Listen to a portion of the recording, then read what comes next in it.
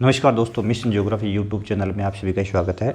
अपनी प्रश्नोत्तर सीरीज जो चल रही है विभिन्न प्रतियोगी परीक्षाओं के लिए, ठीक है। तो उस प्रश्नोत्तर सीरीज का आज का जो टॉपिक है वो मानव भूगोल, प्रकृति और विषय क्षेत्र, उसके संदर्भ में अपन आज देखते हैं महत्वपूर्ण कौन कौन से प्रश्न बनते हैं। कक्षा 12 एनसीईआरटी का जो सिलेबस है उसके अकॉर्डिंग और आरबीएसए के अकॉर्डिंग अपनी सीरीज तैयार की है। तो यहाँ अपन देखेंगे आरपीएससी किस प्रकार से एग्ज़ाम में प्रश्न देती है, ठीक उसी प्रकार से हमने प्रश्नोत्तर सीरीज है उसको सेटअप किया है। तो ज़रूर पढ़े हमारे मिशन ज्योग्राफी के साथ में। अपने चैनल को लाइक करें, शेयर करें, सब्सक्राइब करें, अधिक से अधिक लोगों तक पहुंचाए ताकि हमारे मिशन का फ़ायदा प्रत्येक बच्चे तक पहुंच सके, ठीक है। तो शुरू करें। आज का पहला प्रश्न है, आधुनिक मानव भूगोल के जनक माने जाते हैं। तो आधुनिक मानव भूगोल के जनक माने जाते हैं। तो आधुनिक मानव भूगोल के जनक किन्हें कहते हैं? रेडजेल, रिटर, ब्लास, ये सभी। तो सभी तो नहीं हो सकता, इसमें सही ऑप्शन है रेडजेल। इनका संबंध जर्मनी से था, ठीक है ना, और इनको आधुनिक मानव भूगोल के जनक के रूप में जाना जाता है। अगला प्रश्न है, मानव भूगोल मानव समाजों के बीच संबंधों का संश्लेषित अध्ययन है। कथन किसका है? तो ब्लास, रेडजेल, रिटर या ये सभी। तो इसमें ये जो डेफिनेशन दी है मानव भूगोल की कि मानव समाजों के बीच संबंधों का संश्लेषित अध्ययन, संबंधों का संश्लेषित अध्ययन की बात की है तो वो रेडजेल ने की है। तो इसको ये भी परिभाषा है जो है रेडजेल की है। अगला प्रश्न है, एंथ्रोपोजियोग्राफी पुस्तक के रचयिता है। एंथ्रोपोजियोग्राफी पुस्तक के रचयिता है तो वो है ब्लास, जिनब्रुंच, रेडजेल और शैंपल। तो एंथ्रोपोजियोग्राफी जो बुक है वो भी रेडजेल की ही है, ठीक है ना। अगला है, मानव भूगोल चंचल मानव और अस्थायी पृथ्वी के बीच परिवर्तनशील संबंधों का अध्ययन है। तो देखिए, जहाँ चंचल शब्द आ जाए और अस्थायी पृथ्वी आ जाए तब आप शैंपल के पास में चले जाना, क्योंकि ये एलन शैंपल का, एलन चर्चिल शैंपल, ये अमेरिकन भूगोलवेत्ता है, ठीक है। अमेरिकन भूगोलवेत्ता थी और रेडजेल की शिष्या थी। रेडजेल की शिष्या है, ठीक है ना, शिष्या थी। तो इन्होंने चंचल मानव को चंचल बताया, परिवर्तनशील या अस्थायी पृथ्वी बताई। तो चंचल मानव की बात आई तब आप शैंपल का नाम लिख देना। अगला है, मानव भूगोल में शंभवाद की नींव रखी। शंभवाद, तीन तरह के वाद चले। एक का नाम था निश्चयवाद,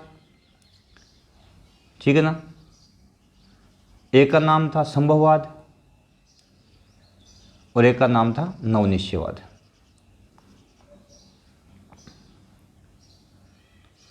इन निश्चयवाद के प्रवर्तक रेडजेल थे, शंभवाद के प्रवर्तक ब्लास थे और नवनिश्चयवाद के प्रवर्तक टेलर थे, ग्रिफिथ टेलर, ठीक है ना। इस प्रकार से तीन तरह के वाद चले थे।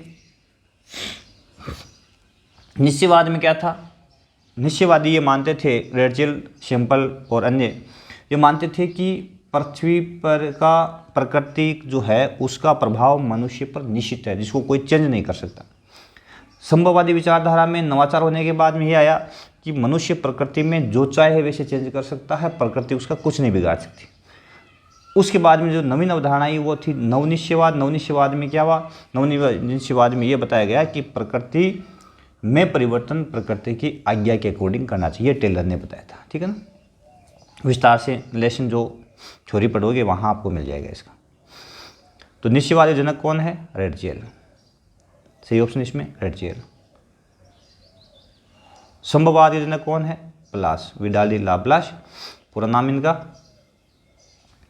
विडोल्डी ला ब्लास। फ्रांसीसी थे। कहाँ के थे? फ्रांस के।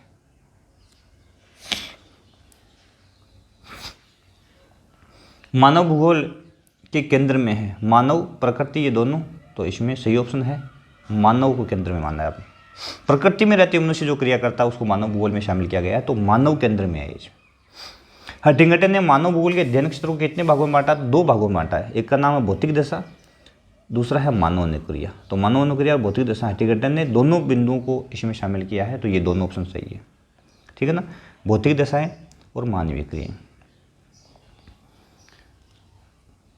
अगला है, मानव भूगोल के विषय क्षेत्र है जनसंख्या, प्रदेश के प्राकृतिक संसाधन, सांस्कृतिक वातावरण, नियोजन व प्रादेशिक संगठन, कालिक अनुक्रम, अन्य प्रदेशों से संबंध, ये सभी। तो सभी ऑप्शन सही भैया। ये 6 मानव भूगोल के 6 विषय क्षेत्र है। कितने हैं?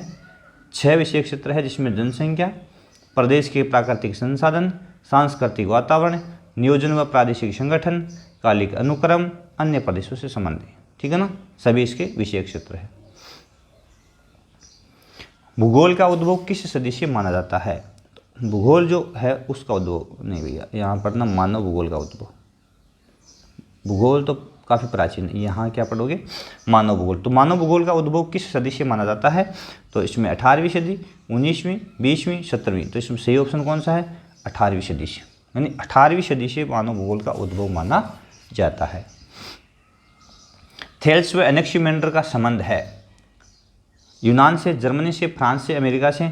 तो इनका संबंध यूनान से। ठीक है। अगला प्रश्न है, हेरोडोटस का संबंध है। हेरोडोटस को इतिहास, भूगोल, राजनीति या समाजशास्त्र से? तो सही आंसर है इतिहास से, यानी इतिहास का पिता कहते हैं हेरोडोटस को। इतिहास का पिता कहते हैं हेरोडोटस को। ठीक है ना, तो इसका संबंध किससे है? इतिहास से है। भूगोल का जनक माना जाता है हेरोडोटस को, हिकेटियस को, इरेटोस्थनीज को, अरस्तु को। तो इसमें सही आंसर है हिकेटियस को। भूगोल का जनक हेरोडोटस इतिहास का, भूगोल का हिकेटियस, इरेटोस्थनीज जिसने भूगोल शब्द का सबसे पहले उद्भव इसी ने किया था। ठीक है ना, तो लेकिन जनक ये तो भूगोल शब्द का जनक है और भूगोल विषय जो है उसका जनक हिकेटियस है। निम्न कथनों पर विचार कीजिए। रेडजेल, रिटर, हम्बोल्ट, फ्राबेल, पेशेल, रिस्तोफेन का संबंध जर्मनी से है। तो बिल्कुल सही है, ये सभी जर्मन भूगोलवेत्ता है। रेडजेल, रिटर, हम्बोल्ट, फ्राबेल, ठीक है ना, ये सब फ्राबेल, पेशेल, रिस्तोफेन जर्मनी से। सैम्पल, हटिंगटन, ईसा बोमेन, कार्ल सावर, टेलर का संबंध अमेरिका से। ये भी सही है, सभी अमेरिका के। देखो एक ही प्रश्न में ये मैंने ऑप्शन इस तरह से बनाए हैं कि सारे के सारे बिंदु आपके क्लियर होंगे साथ साथ में। ठीक है ना, तो सैम्पल, हटिंगटन, ईसा बोमेन, कार्ल सावर, ग्रिफिथ, टेलर, ये अमेरिका के। हर्बर्सन, मैकिंडर, रॉक्सबी, फ्लुआर का संबंध ब्रिटेन से। ये भी सही है ऑप्शन। ठीक है ना, तो तीनों ऑप्शन ये जो भूगोलवेत्ता जिस देश के हैं वो उनके मैंने लिखे हैं, तो सभी ऑप्शन सही। एक इसमें गलत डालता तो आपको कंफ्यूज रहता। यहाँ आपको मौका है कि आप सभी ऑप्शन जो है उनको पहचानें। ठीक है ना, तो ये सभी कथन सत्य हैं। निम्न कथनों पर विचार करें। संभववाद में मानव को प्रकृति पर हावी बताया गया है। संभववाद में प्रकृति पर मानव को हावी बताया गया, ऐसा माना गया कि प्रकृति में परिवर्तन संभव है। सही है। नवनियतिवाद के प्रवर्तक ग्रिफिथ टेलर है। बिल्कुल सही है। नवनियतिवाद का तो चाहे नवनिश्चयवाद का, तो एक ही बात है। नवनिश्चयवाद कह दो चाहे नवनियतिवाद, एक ही बात है। इसके प्रवर्तक ग्रिफिथ टेलर जो अमेरिकन थे। नवनियतिवाद रुको और जाओ सिद्धांत पर आधारित है। बिल्कुल सही है। यह कहता है, नवनिश्चयवाद कहता है कि प्रकृति जब आज्ञा देती है तो आगे बढ़े, यदि वो कहती है कि रुक जाओ तो आपको रुक जाना चाहिए। तो सभी कथन सत्य है, बिल्कुल सत्य। 1930 के दशक में मानव भूगोल का विभाजन किनमें हुआ? सांस्कृतिक भूगोल, आर्थिक भूगोल, ये दोनों सही। तो बिल्कुल दोनों सही है। 1930 के दशक में सांस्कृतिक भूगोल और आर्थिक भूगोल के रूप में ये दोनों ऑप्शन सही है। मानव भूगोल का विभाजन हुआ। संभववाद शब्द का सर्वप्रथम प्रयोग किसने किया? ये प्राय पूछा है, प्रश्न पूछा भी है बहुत बार। तो सही आंसर है लाफेवरे। किसने किया है? लाफेवरे ने संभववाद का सबसे पहले प्रयोग किया है।